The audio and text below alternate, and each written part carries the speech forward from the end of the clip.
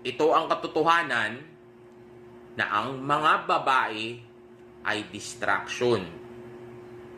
Kaya nga, sila'y sadyang nilikha na maging emosyonal para nang sa gayon, maintindihan mo na importante sa kanila na tumutok ka sa purpose mo. Parang malabo, di ba? Parang naging konektado yung emosyon ng babae doon sa purpose ko. Simple lang. Ang mga babae, kailangan nila ng drama. Kailangan nila ng highs and lows na emotions na tumitimpla sa nararamdaman nila. Ngayon, ang tanong, paano mo magagawa yun? Simple lang. Dapat maging busy ka. Kung hindi ka nakatutok sa purpose mo, hindi ka magiging busy. Yan ang rason kung bakit yung mga bad boys, na mga assholes, yung mga babaero, yung mga yan, ay yan ang hinahabol ng mga babae. Kahit na tinatawag na nilang abusado, kahit na galit na sila, pero yung lalaki na yun, pa din ang gusto niyang makasama palagi.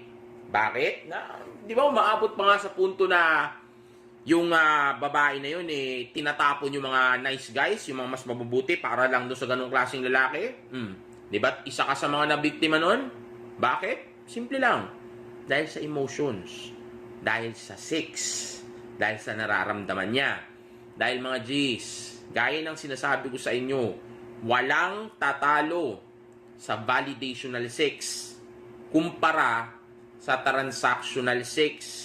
Kung makikipag-sex ang partner mo sa'yo, dapat makipag-sex siya dahil yun yung gusto ng katawan niya. Dahil gusto niya. Hindi dahil may transaksyon na nangyayari. Hindi porke asawa ka niya, hindi porke girlfriend o boyfriend ka niya, magsisex na kayo. Hindi ganun yun. Dapat manatiling nandoon yung emosyon. Ngayon ang tanong, anong koneksyon? Simple lang. Dahil kapag ka nagawa mong bigyan yung babae na yun ng ups and downs ng kanyang emotion, kumbaga nagagawa mong timplahin yun sa utak niya, nararamdaman niya yung sexual tension na yun sa'yo. Paano mo ba kasi gagawin yun? Simple lang, again, tumutok ka sa purpose mo. Kung nakatutok ka sa purpose mo, panigurado, yung oras mo magiging scarcity. Ibig sabihin, magiging